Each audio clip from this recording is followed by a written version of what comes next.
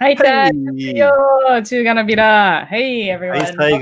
How's it going, Lynn? Yes. How's it, DJ? Thank you for setting this up again. And we're welcoming everyone to our fifth episode of Yuntaku Live. I'm Lynn Miyahira, HUOA president this year.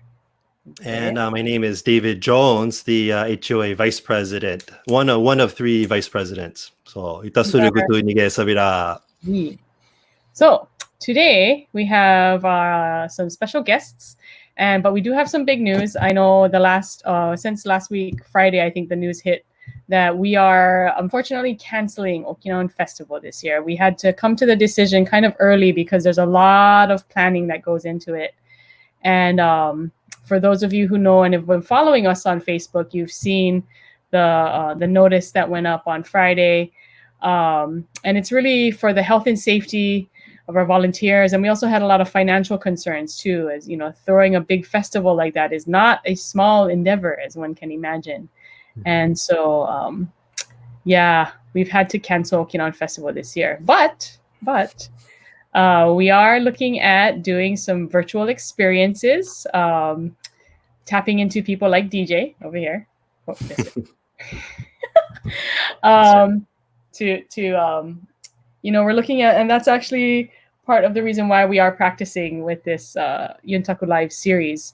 We're hoping to bring some virtual experiences to our Okinawan community, so stay tuned. We don't have all the details yet, but we're hoping to bring new ideas in 2020. Talk about, in the COVID era, trying to adapt and change in this time. So, yeah, and then let us know if you guys out there, have any suggestions. We're always open to suggestions. This is a brand new endeavor for us. And then this Yuntaku Live is also, as Lynn mentioned, a platform to kind of ramp up to that. So I just found out last week on a meeting with Lynn that she asked me to clear all my Tuesday evenings for the rest of summer. So I know our original plan was to do Yuntaku Live through end of May, and I think we're still planning to do it going forward. But actually, this is really exciting. I have a lot of fun with you, Lynn, and then with our special guest and joining everybody on a Tuesday evening. So a lot of fun. So thank you for this opportunity. Yes, as Janine says, we will persevere. We will keep going. We are adaptable. So, and again, we just want to remind everyone to make sure you tell your friends about this. Like us on Facebook. We also have a YouTube channel now. We are setting up this you can watch it in both platforms live on our YouTube channel. So if you go to YouTube and you search Hawaii United Okinawa Association, it'll come up. Oh, there we are. And this is another way that hopefully people will find us and, share this content. YouTube makes it really easy for you to share it with people who maybe aren't on Facebook, who don't have social media. I know people who are setting it up at their grandparents' house, so they can watch, or even just just sharing it with your friends. So thank you so much. And then if you have the capability, if you have the phone, you can also cast it to your smart TV too, right? And watch it on your living room TV. So I know some of us do that too. But again, this is a subscribe button right over here. Make sure you click on that, and then you'll be able to watch it live. You'll get notifications. So. Yeah. All right. And once again, just like people are doing in the comments, let us know where you're watching from. We love to see where everyone's coming from. We do have a worldwide audience. This brings us opportunities that we didn't have before necessarily when we are doing it just at the convention center. So exciting stuff. All right. We wanted to also, every week we've been featuring a local restaurant, and this is especially in these times when a lot of businesses are struggling and there are so limited options. We want to make sure that we support our mom and pop Okinawan restaurants, especially. So today we are featuring Hide-chan restaurant. For those of you who haven't been, it's in the Mo'iliili area, and they do have a Yelp page. So if you look up Hide-chan, we've got 4.5 stars, I think. Yeah, very good. 4.5 stars. All the photos there. DJ went ahead and checked with them, which is really smart. So their hours they're more of a lunch spot, so 11 to 4:30 p.m. Tuesdays through Saturdays. So don't go on Sunday, Monday, like I did the other day. But lovely family restaurant. I believe it's BYOB. Yeah. BYOB. Well, not right now. Yeah, and not right now. Well, not right now, but not right now. Yeah, because you can't eat in the restaurant, so they are open for takeout. But yeah, some of their favorite menu items, right? The Goya champuru, of course. They do a miso rafute. Oh, that was the parking. That's kind of important. Yeah, the parking. Yeah, the parking is a little hard, but there's typically parking along King Street and some of the side streets as well too. Let's see. For those of you who don't know, yeah, this is Sherry's Pigs from the Sea plate website that we're pulling from, and it's a great compilation of stuff that she's self-curated with a lot of Okinawan and Okinawan friendly restaurants too. So I love it that she calls it one of the big three, because it is one of the few Okinawan owned and they serve Okinawan food restaurants. I happen to really like their ahikatsu, but that's just a favorite of mine because I love ahikatsu. There's the Goya champuru. Look at that. Look at that. All right. That looks amazing. And then a rafute. Rafute. I usually get in your mouth. Soba, so Okinawa soba too while I'm there, or ashitibichi, pig's feet soup. It's one of the few places too that has it kind of regularly. So all right. So please check them out. Who aren't here on Oahu, make sure you can make it a point the next time you are here, and it's safe to travel, to come and visit the Hide-chan restaurant. Okay. I know. Wow. My friend Isla is on. She's from Gold Coast, Australia. Sorry. Oh, wow. Very nice. Very cool. Very cool. And she lived in me with, she was in Okinawa same time as I was, actually. So very cool. Okay. So without further ado, because I know a lot of people are waiting for Sensei to come out, we want to introduce Grant Masanduu Murata. And he is the Shihan with the Afuso Koten, Ryukyu Koten Afuso Ongaku Kenkyu Chōichi Kai, USA. Got it. Very well done. Now 3 more times fast. Okay, got it. Ryukyu Koten Afuso Ongaku Kenkyu Chōichi Kai, USA. Nicely done. So he is the Shibucho, or president, as well as a Shihan, or master, of Ryukyu Koten, of Afuso, and he has a lot of stories. So this guy, he made it a point when he was younger. He talked to a lot of our Issei, and so he has this memory of all these generations within our Okinawan community here in Hawaii. And so I think it's really special that we get to talk to him today. He's going to be sharing some of the songs and the meaning behind the songs, that I think is really special. Sanda Sensei. Hi, konbanwa. Konbanwa. Hi. How's it going? Very good. Okay, we can hear you nice and loud. Sensei, that is a very nice Majun shirt you got there. Oh, is that I see that little trademark on the pocket. Love their designs. I know, I should wear my Majun dress. But... on sale, so I bought them. Oh. No. So it was only $100. No, expensive. $100 for one shirt. I didn't even spend $100 for an aloha shirt in there. I love it. That's one of my favorite. If you go to Okinawa at the correct time, there's clearance stuff. You know what I mean? Yes. Because fuyu nattara mo, they cannot sell this kind of natsu no mono, right? So is that. Yes. But the only thing is, when you're big like me, you don't have too much selection. Yes. All right. So we're super excited for you to join us today. We know that you are one of the many faces that I think everybody has seen performing at all these different things. But I think what's really special is to hear the stories with you. So yeah, that's what I have a lot of. Yeah. Yes. Okay. So shall we go right into it? What's the first song you're gonna sing for us today? Well, when you say Ryukyu Koten Afuso Kenkyu Chōichi Kai, the first song that comes to your mind is Mensore.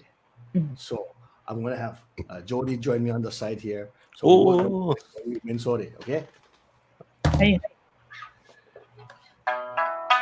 For those of you who don't know what Mensore means, welcome. Hey.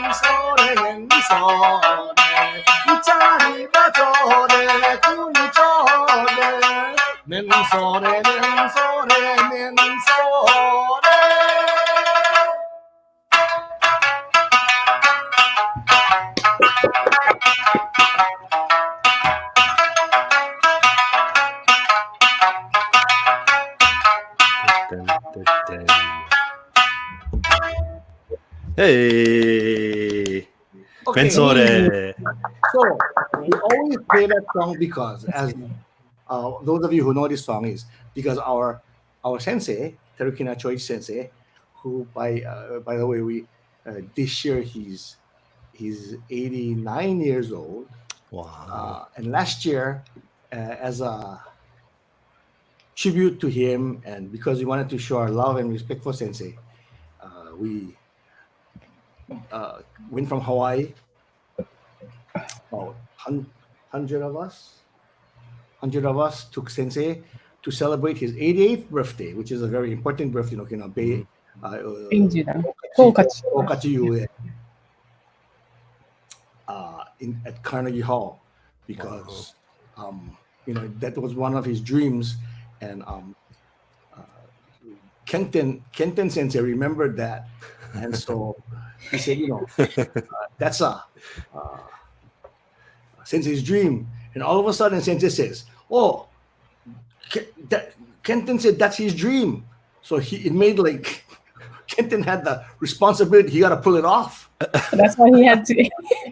So lo and behold, we pulled it off with the help of Isaac Hokama-san, and we also was able to do a performance at Kennedy Center. So we went to Washington D.C. first. We did a performance there, and then we bussed over to New York and we performed at Carnegie Hall. And so Sensei's been to Europe. He performed at the National Theater in Tokyo. Mm-hmm. Now the last place he wanted to perform is Kennedy Center. I'm sorry, Carnegie Hall. So now I jokingly asked Sensei, "So Sensei, what is your next dream?" Well, he says, "I'd like to play sanshin in outer space, I think." Okay. So we got to find somebody whose dream it is to let Sensei go on the space shuttle. Hey, it's a possibility, with Tesla. But anyway, so Mensore welcomes people to Okinawa. He composed it when Shurijo was rebuilt. And I think that was 1998 or 1998 or anyway, and it was like the person who performed it for the very first time on Okinawa television was one of our members. Her name was Grace Kanishiro. Her name is Grace Nushira now. So that's kind of like, at that time it was like, oh, great, Grace was the one that kind of debuted it. But now it's everybody sings it. I mean, I saw this thing on YouTube. This guy, this Bulgarian boy I guess he was in Bulgaria, was playing it. I mean, I don't know if he was singing it in Uchiaaguchi, but it's worldwide. So we always want to play it so that everybody enjoys it, and I hope that when people are walking down the street with their mask on, yeah, they're kind of singing it, for sure, yeah. With safety first, right? That's why we started with Mensore. Mm-hmm. Well, very good, very good. Thank you.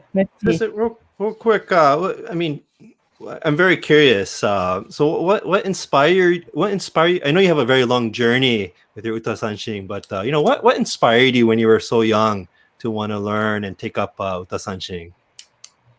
I really got to give credit to my my my grandmother, my father's Mm. mother, because she, I lost my grandfather on my father's side 2 days before I was born. Really? Yeah, and so my from what I understand, my grandfather was a stickler to Japanese culture and those things. Of course, as you know, Murata is not Uchinanchu, yeah, but Mm. grandmother wanted to make sure that she uh, carried on his feeling of carrying on Japanese culture, and so she took me to karate lessons, Japanese dance lessons, shodo, calligraphy. She paid for my Japanese school education, you know, and so Mm. we, while I was going to do all that, I was into doing Japanese dance, but there was this group of uh, that did Okinawa Bon dance, and I kind of got to good to befriend them, and I realized that I like to do Okinawan stuff. Mhm. So my grandmother would take me to, like, she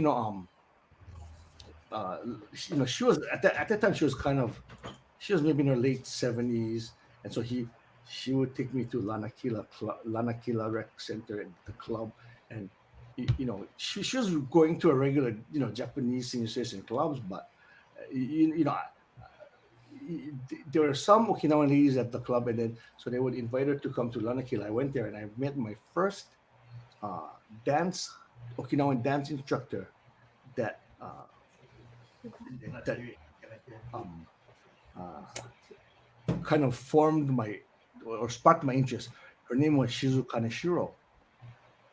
She's from Gushikawa, and uh, she's Keith Kaneshiro's auntie, actually. Mhm. But she was the one that kind of took me under her wing, taught me all those Okinawan dances, and then uh, I started to get interested in the music. So I had a friend named George Shiroma. I think he's Mhm. originally from Hawaii, but he introduced me to my first sanshin instructor named Masatada Higa Sensei, Henry Higa Sensei. And Mm. after I started to learn from him, it just snowballed, and I kept on going, and I was the funny Yamatunchu boy that like play Okinawa music, kind of weird guy, because in those days you don't expect one Yamatunchu kid who could take any interest in playing Okinawa Sanshin. But I think the older people who really took me under their wing, I think that they felt kind of redeemed, that hey, there was a time when if you Uchinanchu, you know, it was, I shouldn't use the word undesirable, but they felt like they were kind of discriminated against, maybe. But now here's this Yamatunchu kid. You want to learn Okinawan stuff? You like to learn Okinawan music. So I they really were really good to me. And in Mm. time after the uh, the pr- the practice is finished, then they all sit down and they open their bento and they share their bento with each other, and then they asked me to partake of their food, and that's where I got my interest in eating Okinawan food and learning how to cook Mm. Okinawan. Because if I go home, my mother didn't know how to cook Okinawa food, right? Mhm. So, I mean, it was, for me, it was like, hey, that's such a great thing. So I got interested in learning how to eat Okinawan food and cook Okinawan food. And, believe me, some of the stuff that I learned to cook, I would go home and cook, and my dad said, what is that? But I loved it. And I figured if you're going to love it, you better be able to learn how to cook it. So, you know, that's kind of the, that's only scratching the surface, but, that's kind of got into Oh, it. yeah. Yes. Water, by water. Okinawa water? Yeah, no, Special no. Okinawa water? Oh, okay. Kaimuki water. Kaimuki water. Okay. Well, I know you've had an amazing journey since then, and you started Afuso here in Hawaii and actually USA. 4 Shibus now. So here, Maui, Kauai, and Los Angeles, with over, I think, is 200 members now. Right. So what an amazing feat, and thank you for sharing your knowledge and experience with us, everybody here. Well, you as you go and you meet these people, you realize that, like for myself, when I started, there weren't too many Sansei Yonseis that was doing it. So I had to look for some guys that I can congregate with and have the same interests as me. And the first guy I met was this guy named Glenn Miyahira. Glenn Miyahira, I think. Oh yeah. Related to Lin, but she's from Gaza, the family. Yeah. And, he's the guy that at that time, he was quite older than me, because he said the year I was born, he graduated from high school. So, he was like he was looking for somebody, a Sansei or Yonsei person that he can, kind of associate with, and that likes to listen to Okinawan music, because I don't know how many guys those days like to listen to Okinawan music, But so we hung out, and God rest his soul, one of the first places he took me was this place on Dillingham Boulevard called Hanagasa. And that was a drinking establishment. Yes. I was only like maybe 14 or 15. He used to bring me in there, and then I would we drink, won't tell. I would drink soda or grapefruit juice with 7-Up, and just so that I could listen to the music. And in those days, they would have people come from Okinawa that performed there. I was able to kind of learn from those guys, and so that was that was how I got involved in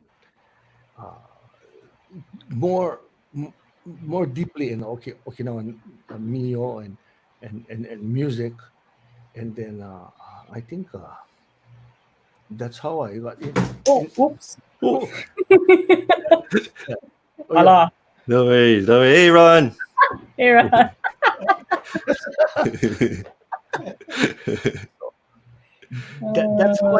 that's how I got involved in learning to drink beer too. Part of culture. Yeah. No, I think it's that's why I always lean on Sensei to, and I have to, who is this guy again? And he always will connect the dots for me about who was related to who, and you always know like who. How am I related to Glenn again? Gotta ask. Miyahira from Gaza, so yeah, I mean we gotta be. Pretty much everyone in my Gaza club is figure relative. Your name is either Miyahira or Shiroma. Shiroma. Yeah, Hashigawa. That's about it. You remember that Kamesuke, what his name was.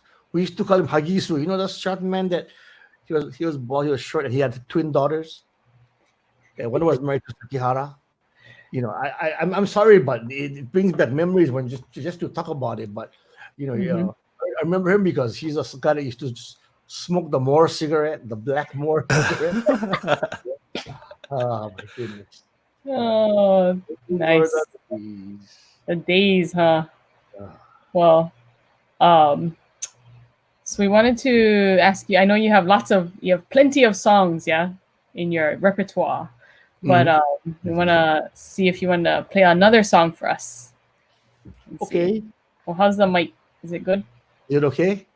Yeah, we hear you loud and clear. It's falling down again. Live TV. All right. but yeah, we just wanted to. So I think a lot of the crowd knows what we're talking about when we talk story with Masanduu Sensei. We have so much. We can go back for hours, right? And then just talk story. Yeah, really. I think if you hit on something, I can just keep on going on that one thing. But, Oh, I know. So. Okay. Okay, so because this is a 1 hour thing. If I sing a song that's 6 minutes, that's kind of long. So I'm going to cut the song short. Oh. Or I'm You can go to full 6 if you want. Yeah. But then no more time for talk. Oh, okay. Which one you like more? Kajadifu. Oh.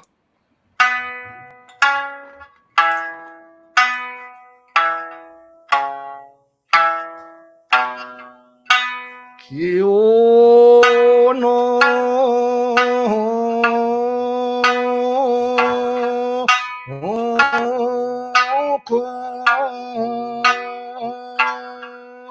nasha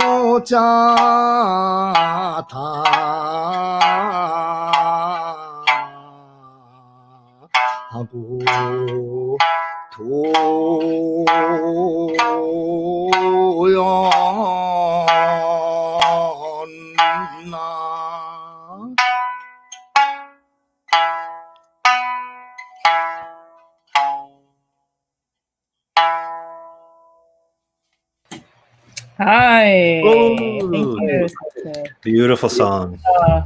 Very classic Okinawan song, and I think we wanted to talk story about it with you because I think a lot of people have heard it before. Almost every Okinawan event you go to, you've heard it before, but I don't know if everyone understands the meaning behind it. Yeah. Oh, the words Kyuno Fukurashaya, Nauni Jana Tatiru, Tsibudi Uru Hananu, Chiucha Tagutu. So Kyo no Fukurasha means, 2 days happy feeling. Yeah. Naoni jana tatiru. What can I compare this feeling to? Naoni jana tatiru. Chibudi uru hananu chiucha tagutu. Like a, you know, uh, budding flower, a clothed flower, getting its first touch of morning dew. So morning dew is like that. You get that the morning dew touch them, and then eventually it's gonna bloom, right? Yeah. So when you listen to those words or that the meaning, what does that make you feel? So many years ago, these words are actually the words to an older song called Nakabushi. Nakabushi is performed it takes 20 minutes to sing that song. So somewhere along the line, the Koten players, the singers at that time said, Nakabushi is a beautiful song, but we like to perform that song with those words, that poem, but I don't think there's any places you're going to take 20 minutes every time to perform the song. So according to the explanation of Nakabushi, the explanation is that this prince or this royal man, or whether let's say it's a prince or it's a king, or in the old days they have like a ye kata aji peijing chikudung peijing. They have all these but probably higher than a regular official. The first time that he found out that his wife was with child, it supposedly is what he was trying to explain when he composed the song.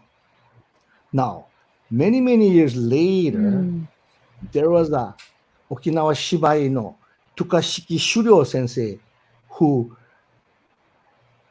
his job was to make oshibai, right? Or compose plays. So he took these words of the Kajadefu and he came up with this shibai that talks about Okinawan king that had a son who never spoke. Now, some people say that the guy was deaf and dumb, or the guy was handicapped, but actually he just never chose to speak. Okay, so finally, when it was time for the king was on his deathbed, and time for the people to, new king.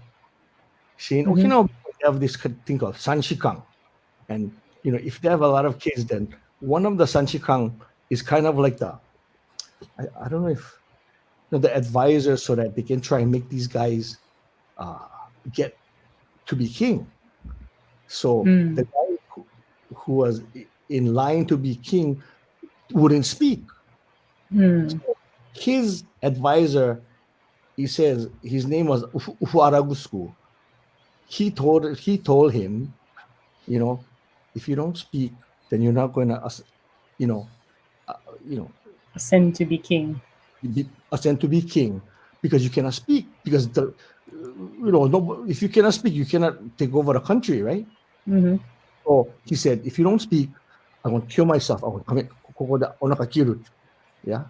And at that time, it said that the son said, Shibashi mati Uchiaaguchi, and then the guy spoke for the first time, that he became king. Okay. And that's the story I thought that for many years, that story that I thought was correct.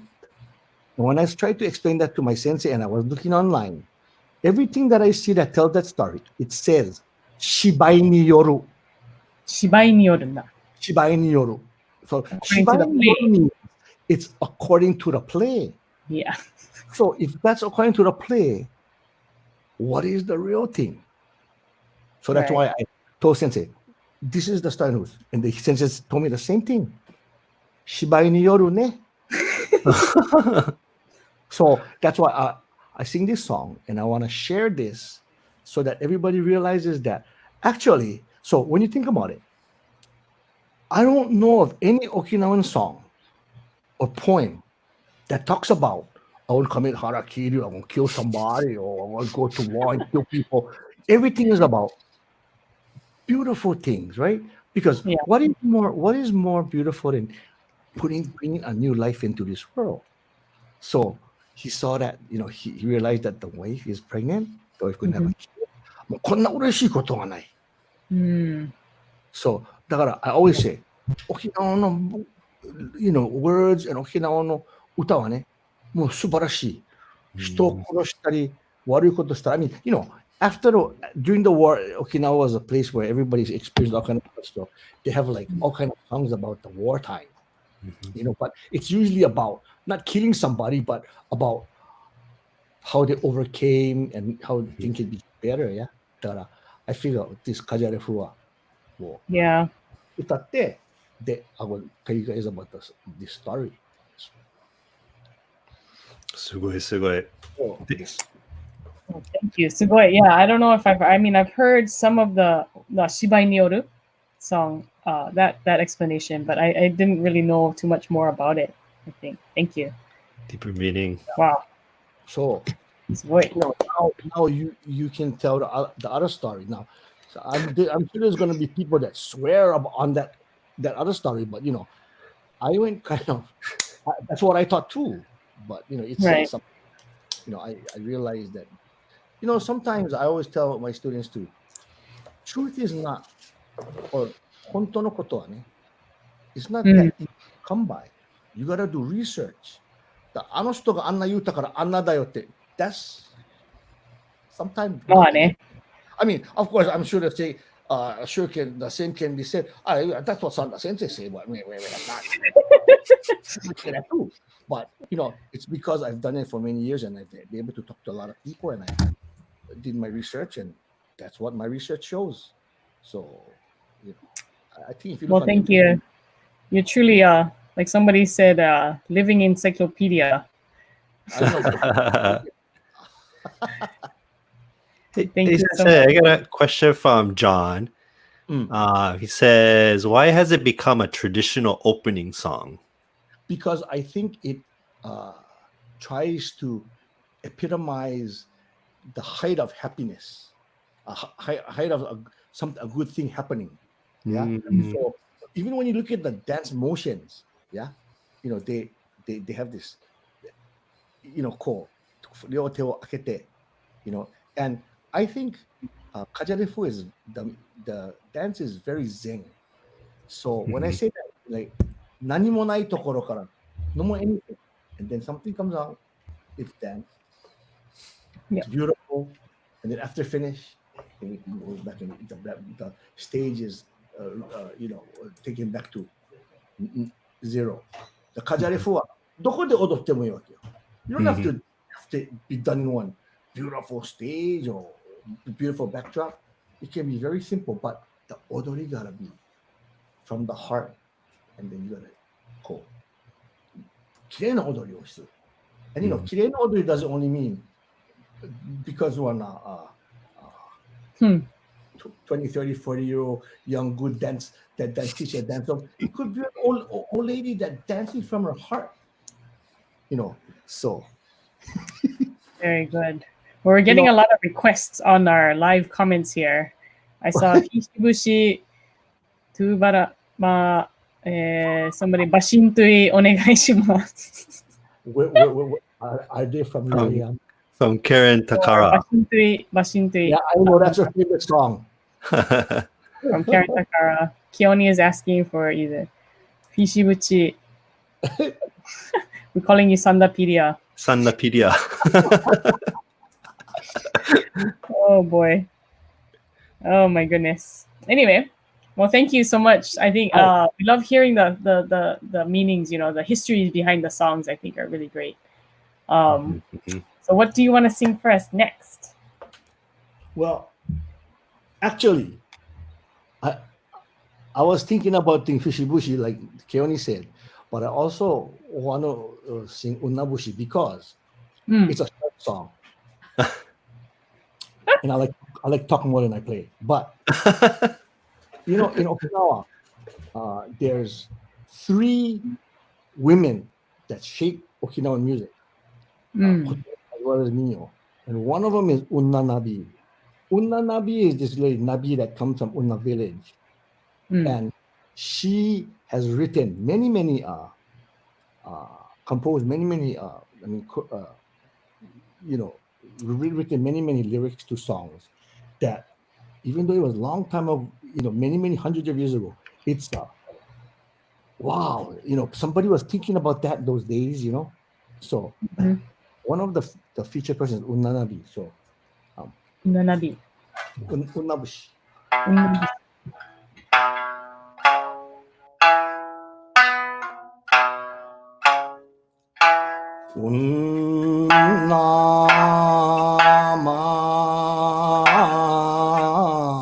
Unnamachi shita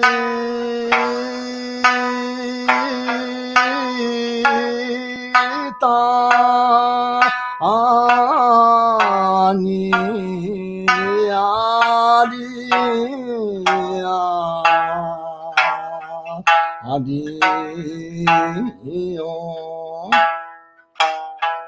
知事の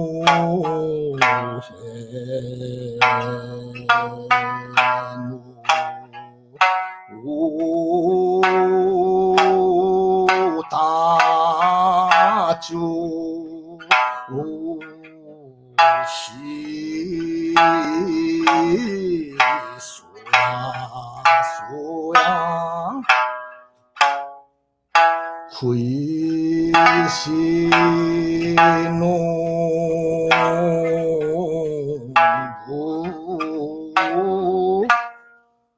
ま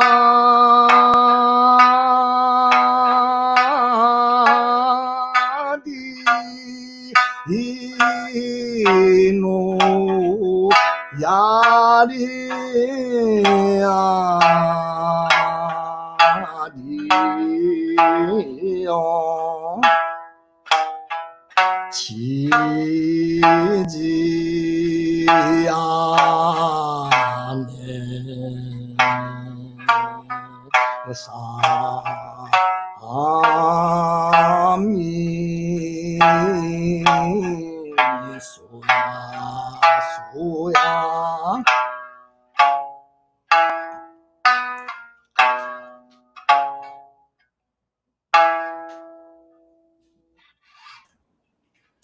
Oh, beautiful song. Unabushi. Unnabushi. So, Unabushi.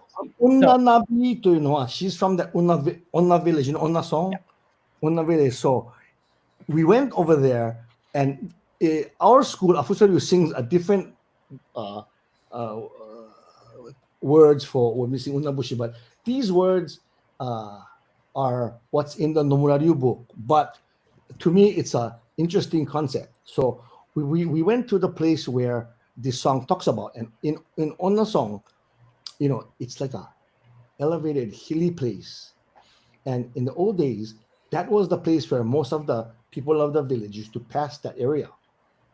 So they used to put up these big signs, like when you I don't know if you watch a lone wolf with a cub, but in the village they put signs up with all of these things like wanted sign and don't do this. So chinshinufe means the restriction signs.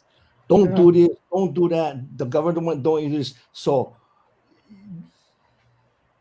Unnanabi decided that, these guys, they can say don't do this and don't do that and restrict us, but one thing they cannot restrict from that sign, that is Kui shinobu madin chijiya nesami means they cannot tell us no fall in love. Nobody can stop us from falling in love. So that was her way to defy the government. That's the best way she could. That's the only way she could do it to, kind of put a something to the government guys that she thought wasn't right. Don't do this, don't do that, right? So that's what actually it's about. I mean, there might be a better way to explain it more, but to me, I think what it's trying to say is, let's be a little bit defiant, not just roll over and say play dead and say okay to everything, But Yeah. how can they tell us not to love, not to fall in love? That's a human thing that happens. So that's why I said Unanabi stories, one of the stories I should share, and it might get more people to want to learn sanshin and want to learn. And if you're from Onnasong, then maybe you might go research them. And when you go back to your grandparents' village, you might go see that place where it is. It's still there, right on that hill. Onnasong. So there's a big matsunokiがあるわけよ。町の木の下に知のフェンを立つし、right over there is where they put that. And right now they have constructed one stone with the Unnabushi words on top. Oh. So that's why, whenever we go to We do that, yeah. Taikai, we always go to Kahimeguri because I think that's very interesting for the people, So. Yeah, I know that you've some people have gone on your uta your song tours, yeah, about the good thing about it was that at that time Sensei was still good, so Sensei would go with us. And when Sensei tells the story too, he has other things that he kind of adds to it, and so I kind of pick up on the things that he shares. So that's why it helps me too, besides only doing the song, yeah. But I don't think next year he's going to be able to take us on that tour because he's going to be 90 right next year. So I though he's very healthy and he walks for miles a day. But, Okay. Well, we wanted to kind of move into. I know you had talked earlier about when you talked about your Yamatunchu parent, and rediscovering your love for Okinawan culture. And if you don't mind, if I'd like to ask you about discovering your birth parents and your birth mother, and realizing that you are Uchinachu in birth. That's a. Sorry, we could be here all day. I know. I know. Sorry. Yeah, so I was learning. Uta Sanchi got married. My first wife was Uchinachu from Los Angeles, and we had two boys. And my second boy, he must have been about 5 at that time. He all of a sudden fell sick. So that's right. This Kaminchu from Okinawa came and said, I think you should find your mother, so that for your own sake and the sake of your children,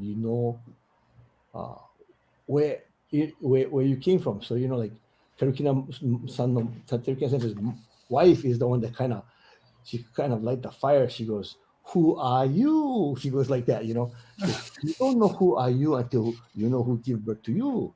And I thought, my Murata parents, they waited a long time to have me, and so, I mean, they raised me and treated me, and I think it's not an understatement to say they spoil me rotten. I don't know how many Yamatunchu parents going. The son is acting like what Uchinachu playing Okinawa music. Who gonna spoil me like that and let me do all of those things? Right. But it became kind of imperative that I find my birth mother, and I kind of told myself, if I can find out what the name is, what the last name is, I'm gonna find her. And so the interesting story is, this state is at a point where people of my age guys, there's it's very, very hard to find who the mother who you know. Right. If you're adopted, I don't know if the papers weren't kept as I went downtown and to go to family court, and they said, okay, what they're gonna do is they're gonna send a letter to the last known address of your birth mother. And of course, 37 years ago, she's probably not living at the same place. So right. it came back undeliverable. So now what you gotta do is you gotta go hire one person who is uh, qualified by the state to do family search. And the only person that does that lived in Kona. Every time that guy come out, or that, I don't know if it was a Wahine or what, but you gotta pay for everything. You gotta pay for their stay in Honolulu, and they gotta do the stuff. And I says, okay, well, if that's what gotta be done, that's what gotta be done. Then somebody suggested that I call a place called Adoption Circle of Hawaii. So I called that place, and the person said, you know, in the old days, a lot of mistakes were made.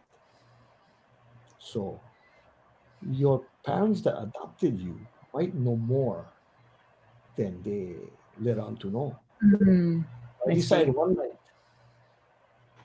we had a blackout. So we're all sitting in front of the television. It was nothing to talk about.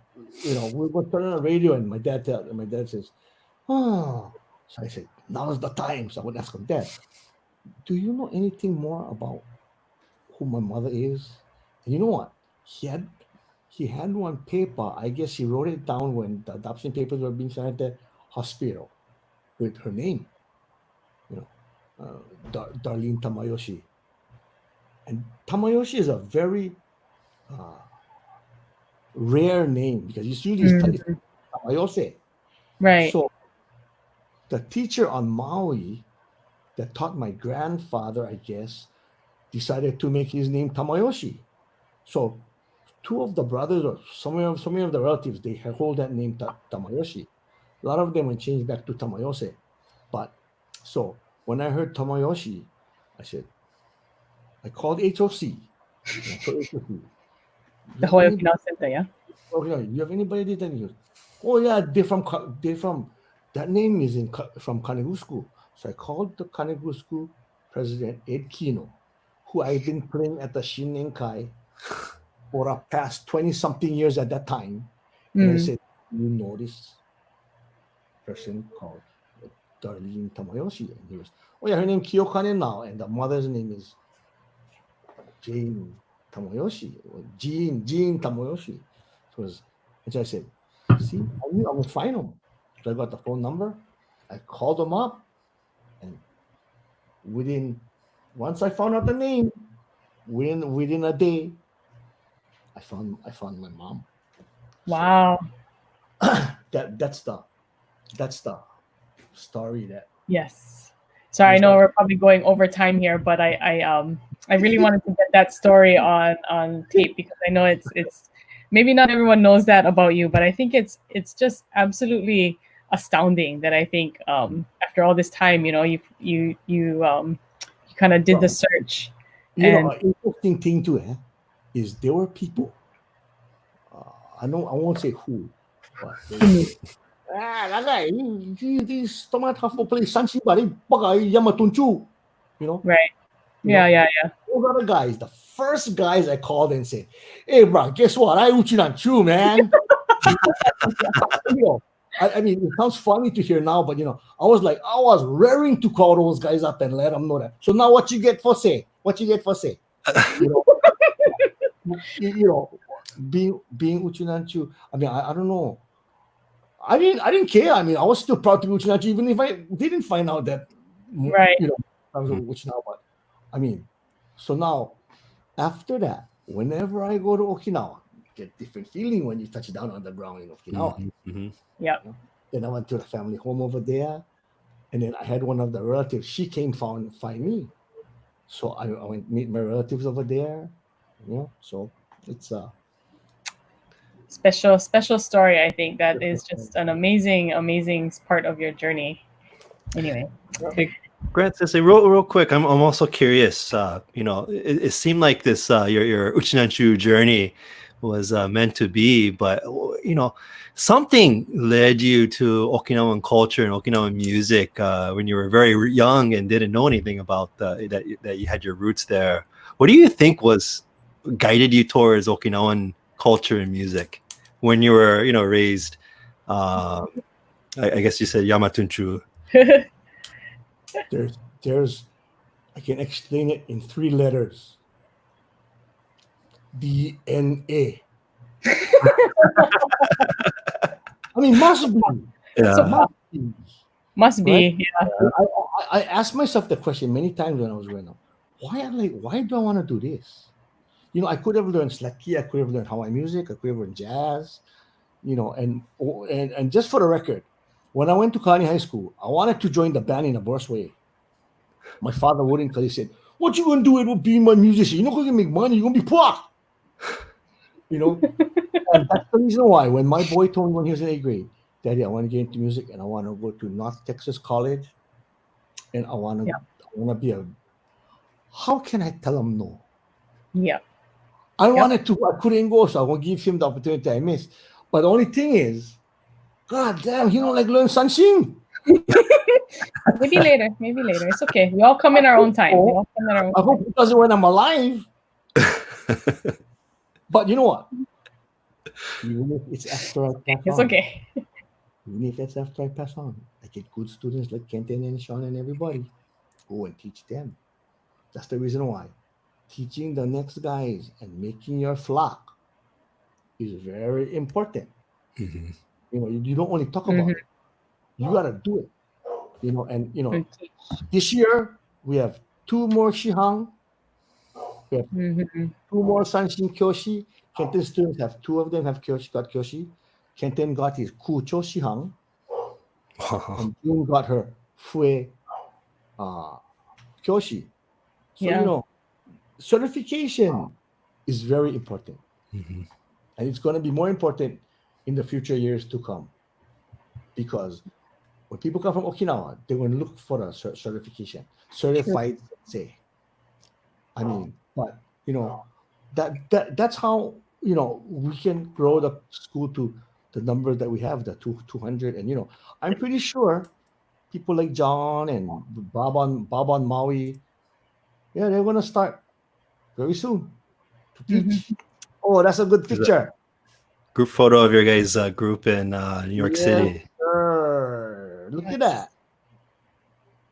Very good. Well, I think like it is important to play but also teach. I think that's a great point. That probably something my karate sensei has told me multiple times. I think next year Jody gonna be Kyoshi. Oh. We all it gives us goals to work towards, right? It gives us got goals. out of it because she told me that I'm gonna be the editor of Hero, so I gotta concentrate on that first. So I can't say anything. Next year. Maybe later. Next year. Maybe. We'll have her back on the show after that. Yeah. Well, probably before that. Yep. Okay. Do you have another song you want to share with us? Oh, sorry. Are we over time? I know it's 1 hour already, but one. Woohoo.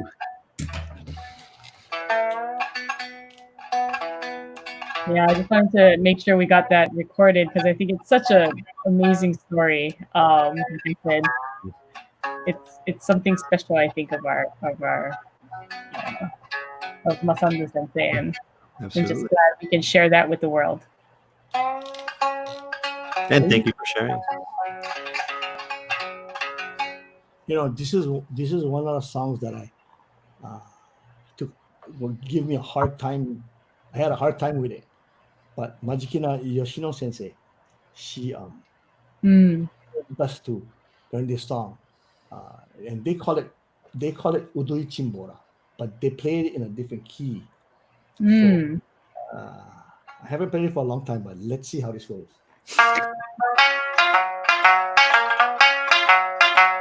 海のつぼらが魚やいたてば久のさちざち危なさやしたの朝すばなりなりさうちをのま中さじさじさい島のへいへいへいへい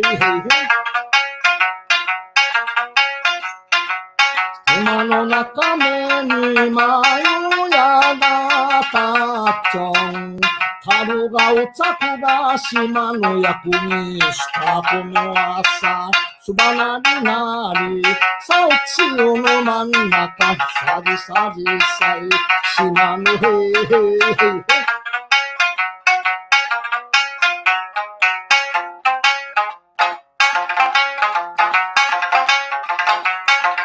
チェバチェバありがわみにおちんかきよ情きあるよいどまことチェバチェバチェバことチェバ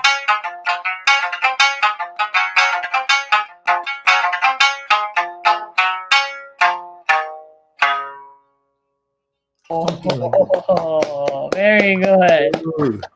That was awesome. Oh, your fingers are moving really, really fast. Tell us more about that song. You said Majikina Sensei. Yeah. Sensei. So most times when you see this dance Umi no Chimbora done, it's done. The Umi no Chimbora is actually about those shells that are stick up out of the sand, and so it says when you step on those prickly, thorny shells, it's very abunai. Yeah, but actually, when the song was composed, it was sung in like Tsuji. Tsuji is the red light district in Okinawa. So the real meaning of those things standing up out of the sand. Here we go. Different, but we shouldn't go there today. And then usually in Okinawa, the song is sung with this song called Akayama. And so the tuning is actually Sansagi. But Majikina Sensei's father, Yuko Sensei, liked this song called Chegwa Chegwa, which is kind of like a Mohayaku Asobo, Odoro, this kind of Chegwa Chegwa. He wanted to use a faster song. So I think that the person he modeled that song was asked to sing the first composition of this Udui Chimbora was Noborikawa Seijin Sensei, who was supposed to be at that time was a famous Hayabiki no Meijin. So this song became a famous Majiki no Honryu dance, and it's the song that when you hear it, Majikina, So that's how the song started. And Majikina Sensei today is moved back to Okinawa, but when she was here, I think she realized that somebody got to hear the stories.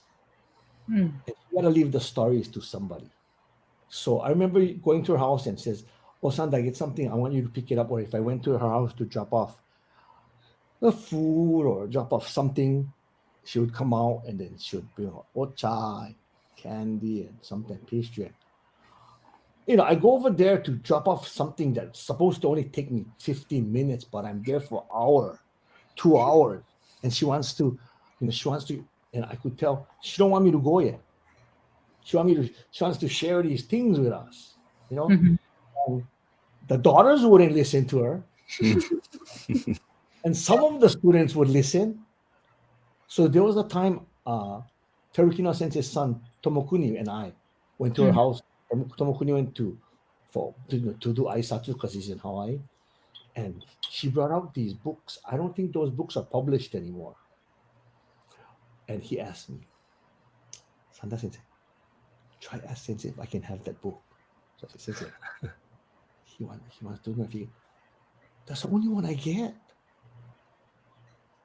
Then now I'm thinking, I don't think she took that book back to Okinawa.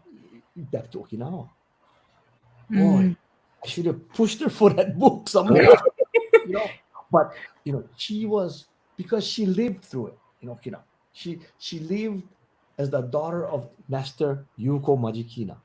Mm-hmm. And her father told her things that I'm sure the father didn't tell the other students. True. So she has an older sister, Yoshinaya Sensei. And when I see her, I used to see her at Marukai, the old Marukai, the one that was on that ward warehouse. Yeah. Yeah. And I used to see her there, and she would stop me and said, Sanda, chutto. And then we start talking, and she wanna share too. So these older senseis that moved away from Okinawa, Mm-hmm. they wanted to. I think that was their way of wanting to share these things.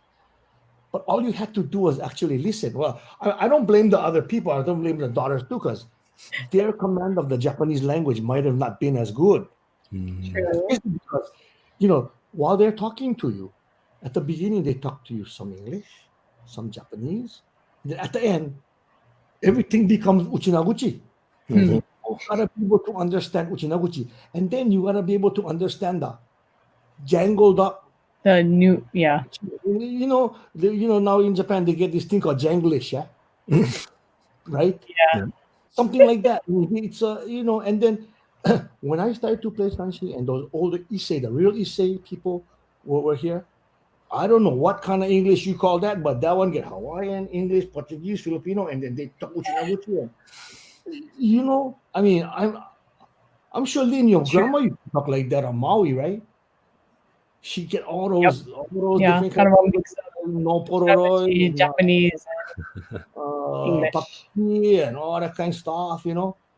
I mean, so the people that came from Okinawa later, the younger generation, the Majikita Sensei, they developed a different kind of Uchinaguchi Japanese American language, But Mm. you see, so when I think about it, man, I was bombarded by plenty things from a young age, and I kind of Well, I'm so glad that we're able to share your story here today, because I think once we get, this will be special for future generations to see, and other people from around the world. So thank you very much for sharing your stories. thank you. Did you want? Yeah, I wanted to offer. I know we're a little bit over time already, but did you want to do a closing song too? Or- でしょなんかくちゃしらしくいいかな。Playing this by yourself is really, really hard. There's not everyone can do it, and it's very difficult. Even it's always something that is here at all these Okinawan parties. It's very difficult to do. あれこやまく知らんすや知らんすやゆてこかんこあんならさゆてこかんこあんならさんちゃりこやまこがまこばよたみてよいくりからならゆるわねあらんわねあらん 시비니 후리피로 내 자식아 우두이니 후리피로 내 자식아 리고야마고 고야마고 치카쿠 나리에 오모이 카타라나 너가 야시치노 탐내사이 타비 시고이가 멘소랑이 무니 감고도 같이나 도란 짠짜부나이 고야마고 가마고 바요 타미띠요이요이